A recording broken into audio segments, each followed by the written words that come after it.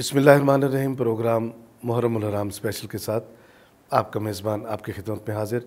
नाज़रीन करम, कल हम बात कर रहे थे शरीकतुल हुसैन सैयद ज़ैनब सलामुल्लाह अलैह के हवाले से।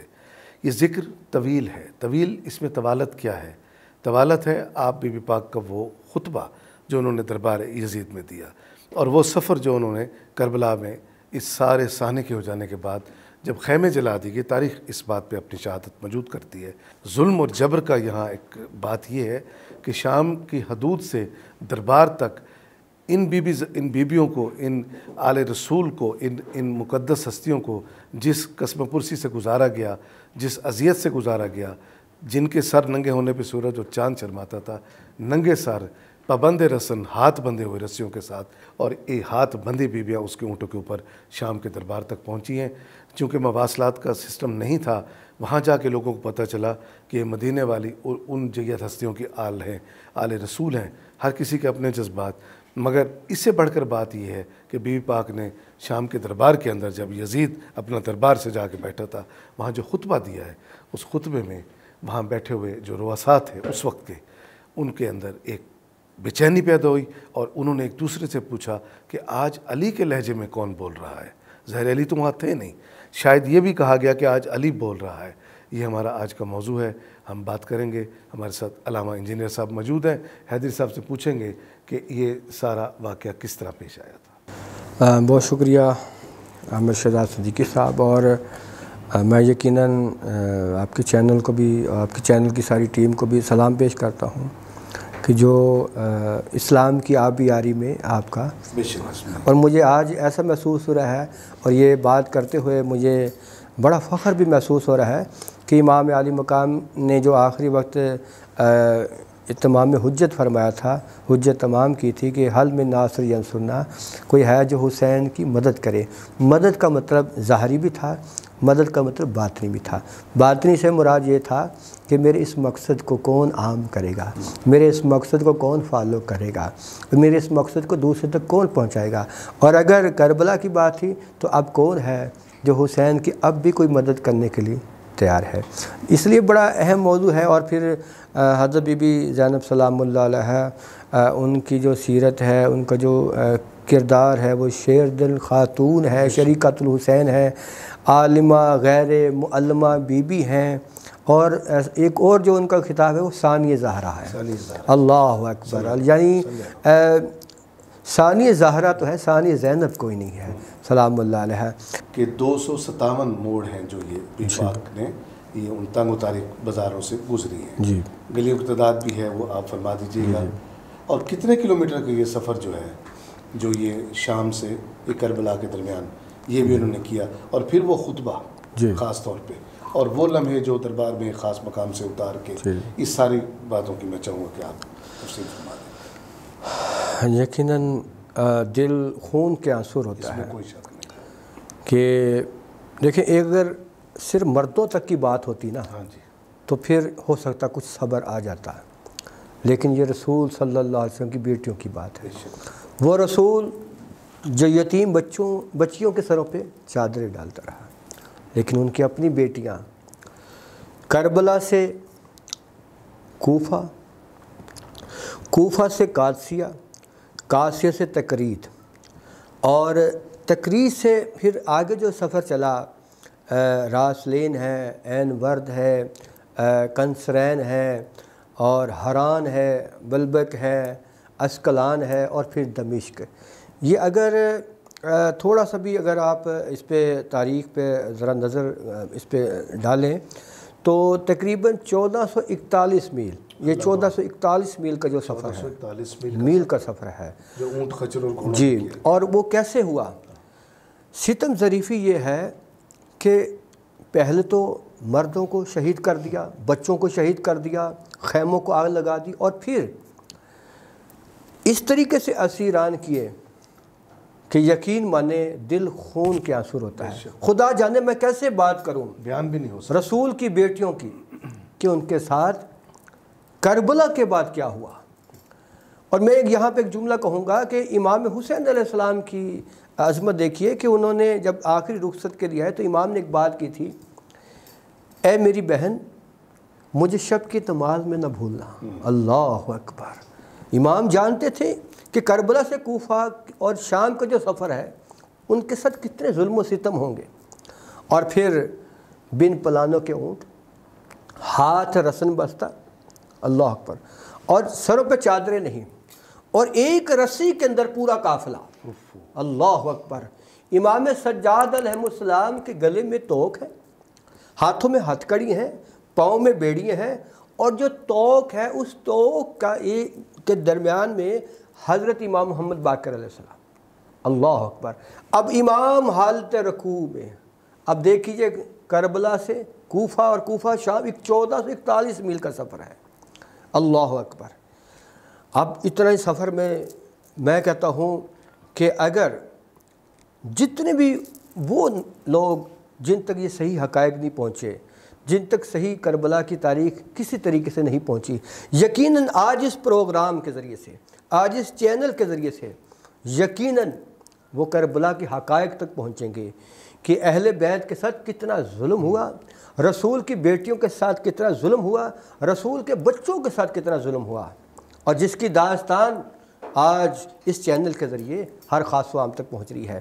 یعنی یہ 1441 میل کا سفر ہے، اور میرا سمجھ نہیں آتی کہ میں اس کو کیسے بیان کروں کہ ایک ایسی منزل آتی ہے کہ جہاں امام سجاد علیہ السلام نے دیکھا اور ان کی آنکھوں سے آنسو نکلے۔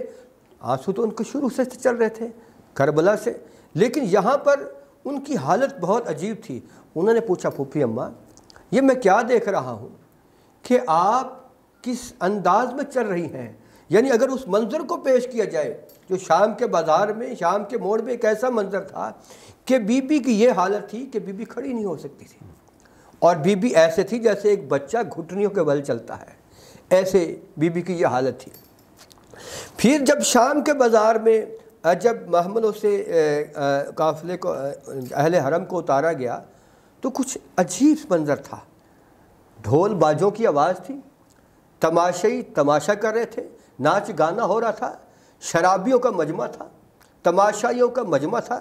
اور ایک جملہ میں پہلے یہاں سے یہ بھی کہوں گا، بتانا چاہتا ہوں کہ جب اونٹوں پہ تھے، محمل میں تھے، اس وقت شام کی عورتیں چونکہ ان کو لا علم رکھا گیا، ان کو اصل بتایا نہیں گیا، پتہ ہی نہیں تھا کہ وہ یہ مقید کون جی ہے۔ یزید کی طرف سے اس بات کو عام کیا گیا کہ ایک باغی گروہ ہے جس نے وقت کے امیر المومنین، وہ اپنے آپ کو امیر المومنین کہتا تھا، جبکہ امیر المومنین وقت کے امام تھے، امام حسین علیہ السلام تھے، لیکن چونکہ لوگوں کو صحیح حقائق بتائے نہیں گئے تھے تو بتایا یہ گیا تھا کہ ایک باغی گروہ جس نے خروج کیا ہے، تو اس کے خلاف یہ سارا یہ جو قتل و غارت کی گئی اور یہ اتنے ظلم و ستم کیے گئے، یعنی لوگوں کو بتایا نہیں گیا تھا۔ اور پھر جب شام کے اندر یہ قافلہ پہنچا تو شام کی جو عورتیں تھیں وہ اپنی چھتوں پہ گئی، ان کے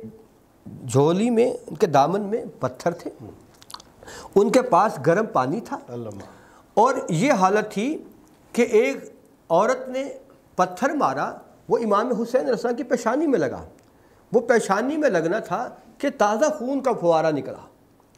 ایک مرتبہ تو شہزادی زینب سلام اللہ نے ہاتھ بلند کرنے لگی تو امام سجاد نے کہا پھوپھی اماں اگر آج آپ ان کے متعلق بد دعا کر دیں گی تو پھر کیسے پتہ چلے گا کہ باغی کون تھا، نمازی کون تھا؟ کیسے پتہ چلے گا حق پر کون تھا، باطل پہ کون تھا؟ ہمارے بابا نے جو قربانی دی ہے، جوانوں نے جو قربانی دی ہے، بابا کے جان نثاروں نے جو قربانی دی ہے، وہ صبر و رضاء خدا میں تھی، وہ کیسے پتہ چلے گا؟ بی بی کا ہاتھ رکے۔ پھر کیا ہوا؟ دائیں بائیں سے عورتوں نے گرم پانی پھینکنا شروع کیا، اللہ اکبر۔ تماشائی تماشا کر رہے تھے، ناچ گانے والے ناچ گانا کر رہے تھے، ڈھول باجے سارے اکٹھے ہوتے، اور شرابیوں کا مجمع تھا، ظاہر ہے وہ اللہ کون سا کہاں دربار۔ اور مجھے آپ کی ایک بات یاد آ گئی، آپ نے یہ بات ناظرین تک یہ پہنچائی تھی کہ یہ تو وہ اہل حرم ہے کہ اگر ان کا ایک بال کسی طریقے سے باہر آ جائے تو چاند کو شرم آ جاتی، سورج سمجھ، انسان نے کیا رول۔ لیکن یہاں پر امتحان تھا، یا وہاں معجزہ تھا، یہاں پہ امتحان تھا۔ اور پھر اللہ اکبر کہ باب سعد جب دمشق تک یہ قافلہ پہنچا، جب دربار یزید تک پہنچا تو باب سعد کے باہر کئی گھنٹوں تک شہزادیاں کھڑی رہی، وہ انتظار کرایا گیا۔ اللہ اکبر، اتنا ظلم، اتنی تکلیف کہ باب سعد پر کئی گھنٹوں اہل حرم کو کھڑا رکھا گیا۔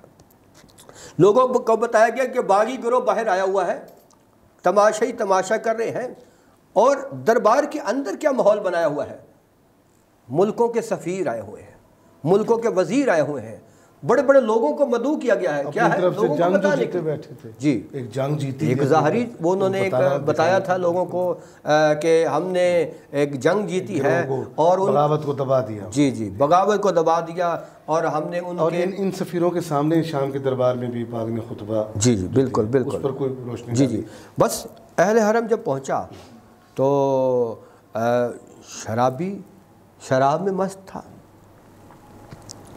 اور وہ کہنے لگا کہ یہ کون سی خاتون ہے؟ تو بتایا گیا یہ علی کی بڑی بیٹی ہے۔ یہ کون ہے؟ یہ سید ساجدین ہے۔ یہ کون ہے؟ یہ علی کی چھوٹی بیٹی ہے۔ یہ کون ہے؟ جو ننھی سکینہ ہے، جو حسین علیہ السلام کے سینے پہ سونے والی شہزادی ہے، یہ بی بی سکینہ سلام اللہ ہے۔ خدا کی قسم اگر تاریخ کا ناظرین مطالعہ کریں، خدا کی قسم مجھے ایسا لگتا ہے کہ جب میں تاریخ کا مطالعہ کر رہا ہوتا ہوں تو کئی مرتبہ شہزاد صاحب کئی مرتبہ ایسا محسوس ہوا کہ اب میری روح کف سے انصری سے پرواز کر گئی، کہ جب میں دیکھتا ہوں کہ شرابیوں کا ماحول، درباریوں کا ماحول، تعارف کروائے گا یہ رسول کی فلاں بیٹی ہے، یہ سیدہ کی بیٹی ہے، یہ علی کے بیٹے ہیں، اور پھر تعارف کروانے کے بعد یزید لعین نے کہا، اس نے ایک آیت پڑھی وَتُعِزُّ مَن تَشَاءُ وَتُذِلُّ مَن تَشَاءُ بِیَدِکَ الْخَیرُ، اور اللہ جس کو چاہے عزت دے اور اللہ جس کو چاہے ذلت دے۔ تو وہ خوش تھا۔ کیوں خوش تھا؟ لوگوں نے پوچھا کہ یزید کو خوش ہے، اس نے کہا میں اس لیے خوش ہوں کہ میں نے جنگ جیتی ہے۔ اور پھر وہ کہنے لگا، اہل حرم سے مخاطب ہوا کہ تمہیں معلوم نہیں، شہزادی زینب سلام اللہ سے مخاطب ہوا، کسی نے پوچھا تھا امام سجاد علیہ السلام سے کہ فرزند رسول اس کربلا سے کوفہ، کوفہ سے شام، دربار یہ سب سے زیادہ مشکل منزل آپ کے لیے کون سی تھی جس پہ آپ کے آنسو تھمتے نہیں ہیں؟ اور یقیناً امام سجاد خون کے آنسو روتے تھے، اور کربلا کے واقعے کے بعد جب تک وہ دنیا میں زندہ رہے یہ تاریخ میں یہ جملہ ہے کہ آپ ساری زندگی خون کے آنسو روتے رہے۔ وہ جملہ کیا تھا کہ میرے مولا سے پوچھا گیا کہ فرزند رسول سب سے مشکل منزل کون سی تھی؟ امام نے فرمایا سب سے مشکل منزل یہ تھی کجا میری پھوپھی زینب اور کجا شرابی سے کلام کرنا۔ یہ بات امام سجاد کے جگر کو چیر گئی، خون کے آنسو روئے۔ اب جب جیسے کہا یزید لعین نے وَتُعِزُّ مَن تَشَاءُ وَتُذِلُّ مَن تَشَاءُ کہ اللہ جسے چاہے عزت دیتا ہے، اللہ جسے چاہے ذلت دیتا ہے۔ بی بی زینب سلام اللہ علیہ نے دربار یزید میں ایک خطبہ ارشاد فرمایا، اور وہ خطبہ جو تھا بی بی کا لہجہ ایسا تھا کہ دربار میں جتنے بھی لوگ بیٹھے تھے وہ انہوں نے محسوس کیا، اور بات بھی ہوئی دربار میں کہ یہ کہیں علی تو نہیں آ گئے، کیونکہ لہجہ بی بی کا مولا کائنات علیہ السلام جیسا لہجہ تھا۔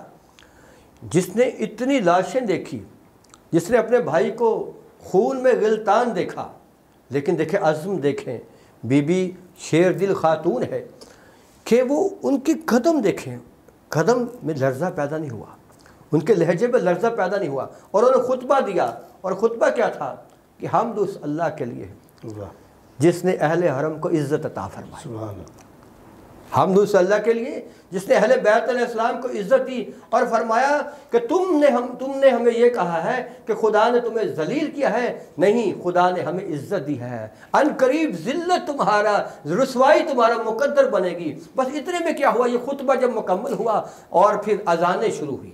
جیسے اذان ہوئی تو بی بی نے کہا کہ دیکھا یہ جو اذان ہو رہی ہے اس میں اشہد ان محمد رسول اللہ، یہ تمہارے نانا ہے یا ہمارے نانا ہے؟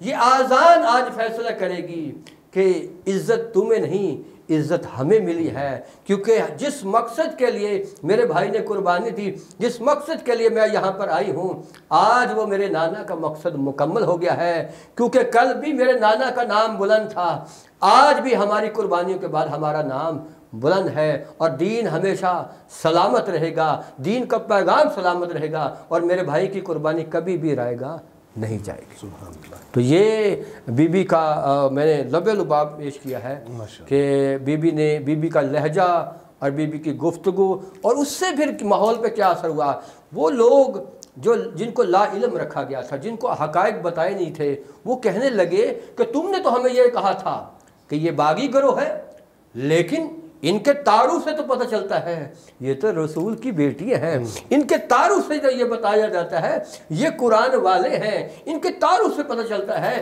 کہ یہ حق والے ہیں، ان کے تعارف سے پتہ چلتا ہے کہ یہی صراط مستقیم ہے، لہٰذا تم نے باغیوں کو نہیں نمازیوں کو قتل کیا ہے۔